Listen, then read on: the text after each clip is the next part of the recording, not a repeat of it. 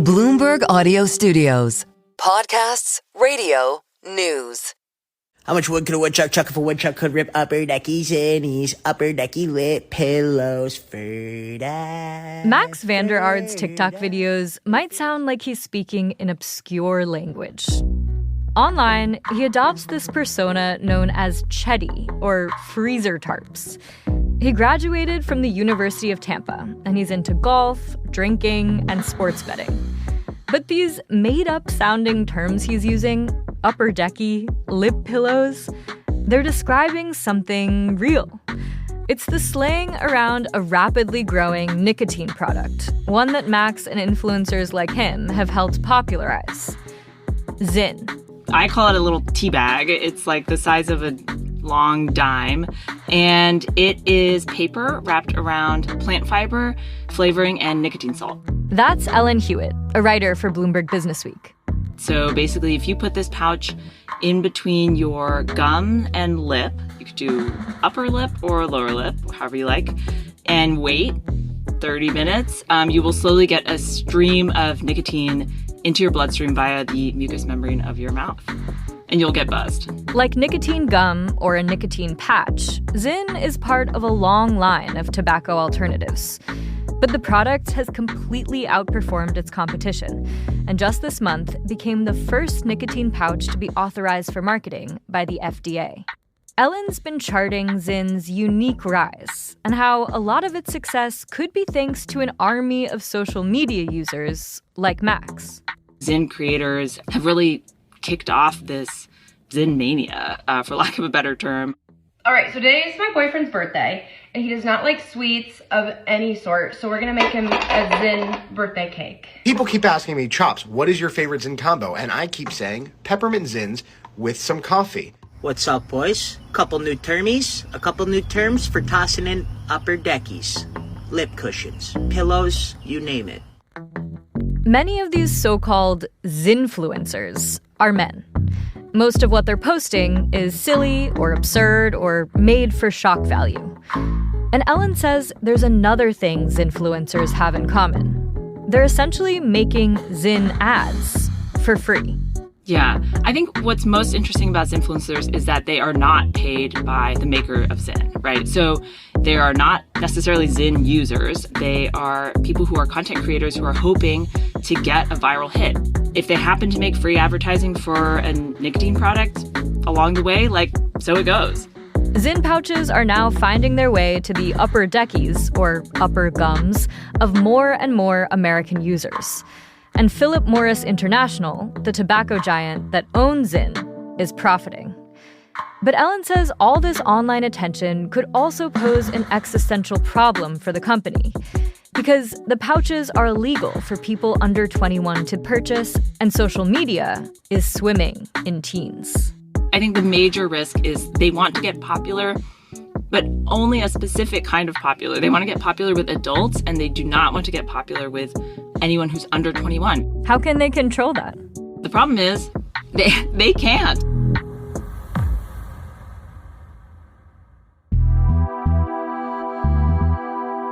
I'm Sarah Holder, and this is The Big Take from Bloomberg News. Today on the show, we enter the Zynomatic universe to understand whether the same forces that fueled Zyn's rise could lead to its downfall.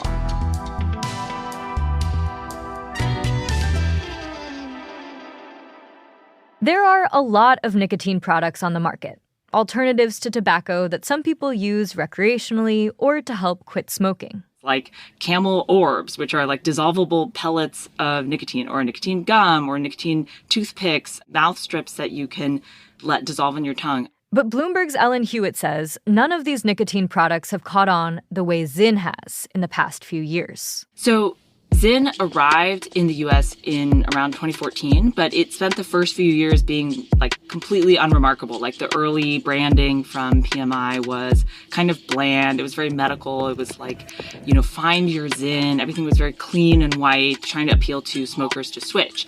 And something changed around late 2021. All of a sudden, they're just started to become a lot more sales of Zyn. People started buying a lot more in the US. Sales suddenly doubled over the course of a month and then kept growing and growing. And sometime in 2022, you started to see a lot of Zyn related content on social media. So that's TikTok, Instagram Reels. A lot of Zynfluencers are just trying to go for the same things that some creators are going for on all platforms, which is shock value, attention grabby, kind of controversial. So, you see videos of people who stuff 20 Zyn pouches in their mouth at once. I interviewed a guy who made a Zyn video where he talks about this is his meal prep breakfast. It's Frosted Flakes. Boys meal prep. Zyn pouches in the cereal bowl and then a Red Bull on top. Offline, Zyn is quite literally flying off the shelves. Last summer, there were actually Zyn shortages in major cities. And that's been great for Philip Morris's earnings. Pouch sales in the third quarter of last year rose 41% compared to the same period in 2023, pushing the company's shares up 10% in October. But it's hard to pinpoint exactly what it is about Zyn that makes it so social media friendly. It's this sort of smoking cessation product. It is not designed to be cool. Philip Morris did not design this to be a cool product, but all of a sudden it has become associated with, hustle culture, right-wing pundits, hockey bros. I spoke to a guy who made a rap song about Zyn, and the way he described it to me, he was like, Zyn is really hot right now. Every Chad is doing it. And so for those of you who don't know what a Chad is, it's just kind of a generic term for an alpha male. Zyn has gone viral, and Ellen's been tracking how that's made its use into something of a badge of honor for certain types of people. In the story, I try to lay out a few different pockets of people who have kind of claimed Zyn as their own. One of them is kind of Wall Street junior analysts who were huffing on their Juul vapes to get through their late night Excel sheets. There's sort of a Silicon Valley contingent, people who like to use nicotine as a productivity enhancer. So you have founders who are using nicotine as kind of this contrarian way to get a productivity edge. And then, it's largely right-leaning. Former Fox News host Tucker Carlson was also a major Zyn booster before he soured on the brand after Philip Morris refused to partner with him. He launched a competing nicotine pouch brand of his own in November. He's obsessed with nicotine. He was talking about all the time about how Zyn feels like the hand of God massaging your central nervous system. People called him Tucker Carlson. They just have these uncontrollable voices out there who are either saying things about Zyn or deciding to promote Zyn or not promote Zyn or promote a rival. It's just kind of chaos out there. Well, that does sound like a dream for the company in a way, for Philip Morris. They're getting all this free advertising. But there's also this big risk for them in all of this, right? Totally. That has been kind of the blessing and curse for Philip Morris. They want it to be popular, but obviously they don't want it to be popular with teens. So that's the crux of the story, is they might just become a victim of their own success. After the break, how the trajectory of another viral smoking alternative could offer a cautionary tale for Zyn.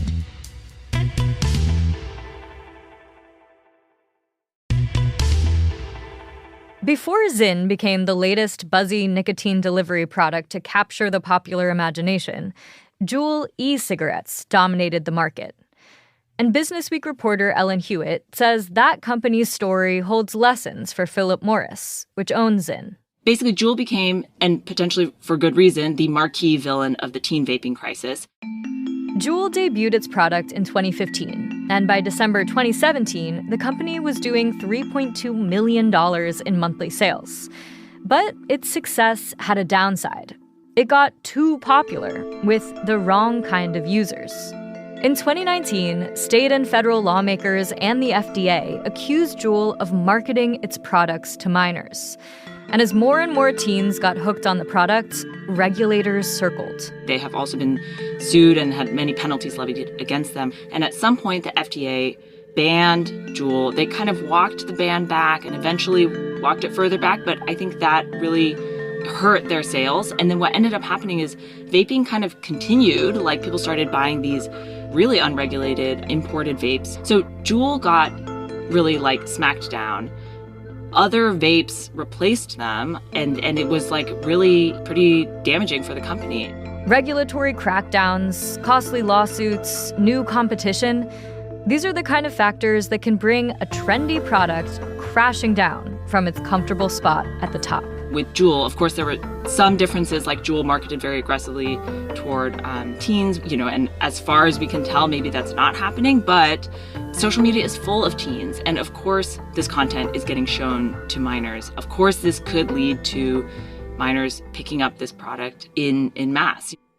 To figure out how many teens are actually using Zyn, Ellen looked at the results from the annual National Youth Tobacco Survey. 2023 data showed that about 1.8% of middle and high schoolers reported using nicotine pouches like Zyn, and that the number hadn't grown much since the previous year. But the report for 2024, which will come out this fall, could paint a clearer picture of its growth over time. We just don't know what the results for 2024 are going to show. And as we saw with Juul, basically, if those results go up, that triggers a lot of reaction where it's usually like government response, FDA responses, like there might be legislation, lawsuits, things like that might get triggered by a spike in usage of teens. So it's kind of this guillotine hanging over the whole industry, as someone described it to me. And I think PMI has to be aware that this is enormous risk, that if kids start using this, they might be screwed. And Philip Morris has tried to complain to the social media platforms about certain content that they know for sure is showing underage usage. But Philip Morris says it doesn't have that much control over what Zynfluencers are posting about their product, or who sees it. It's directed the blame toward Meta, TikTok, and YouTube for declining requests to remove some content. Representatives for TikTok and YouTube said their employees enforce their community guidelines, which prohibit content that shows minors using tobacco or nicotine. TikTok also says the platform restricts content promoting nicotine products to users 18 and older.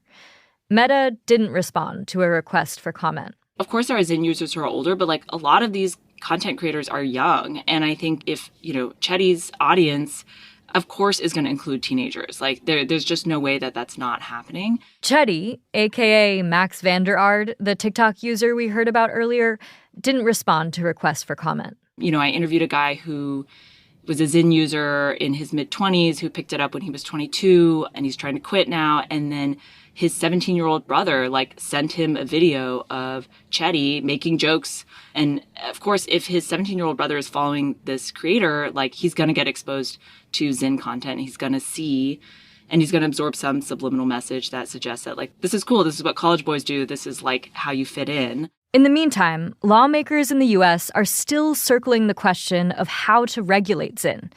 And Ellen says that discourse is helping keep it in the news. About a year ago, Chuck Schumer decided to hold a press conference where he lambasted Zyn and talked about how this was a pouch full of problems that was going to hook our teens on nicotine. And so he held this press conference and talked about how dangerous Zyn is. And I guess this prompted Republican lawmakers to try to clap back and be keep your paws off my nicotine, give me, nicotine or give me death. Marjorie Taylor Greene tweeted about how this calls for a Zynsurrection. And I think whatever correlation there might have been already between conservatives and Zyn was clinched. How is the cultural conversation, the online hype around Zyn, and the political discourse impacting who's getting into it now and who's finding Zyn and who's buying it? I did talk to users who were just this is a better product than what I used to use. I wanted to stop vaping. You can Zyn at your desk. You no longer need to step outside. You no longer need to hide your habit. It's really discreet. And so, yeah, for a lot of users I talked to, they just said, look, I have an addiction. I used to vape. I wanted to do something else. Zyn works better for me. But I did talk to a lot of people who were picking it up as a result of these types of Zynfluencers, seeing the content, thinking it can't be that bad, everyone's talking about it.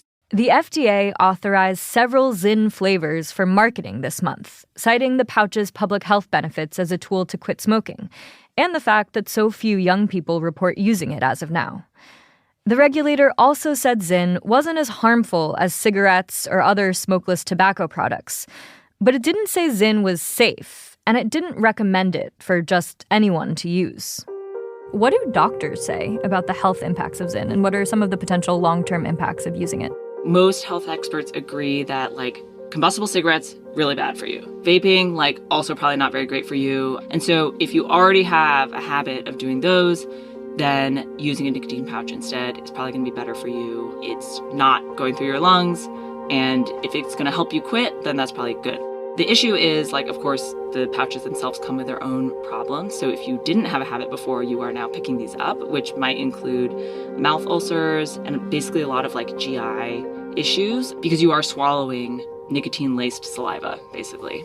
Ellen says she isn't really the target audience for the pouches. But in a small act of gonzin journalism, she bought some. I wouldn't call her a Zynfluencer, though. Her experience was pretty mixed.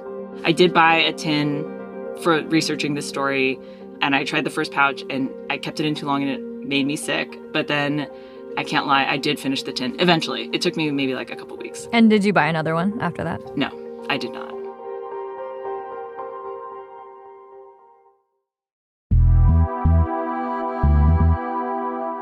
This is The Big Take from Bloomberg News. I'm Sarah Holder. This episode was produced by David Fox and Alex Tai. It was edited by Tracy Samuelson, Aaron Edwards, and Rehan Harmansi. It was mixed and sound designed by Alex Sugiura. It was fact-checked by Adriana Tapia. Our senior producer is Naomi Shavin. Our senior editor is Elizabeth Ponso. Our executive producer is Nicole Beamsterboer. Sage Bauman is Bloomberg's head of podcasts. If you like this episode, make sure to subscribe and review The Big Take wherever you listen to podcasts. It helps people find the show. Thanks so much for listening. We'll be back next week.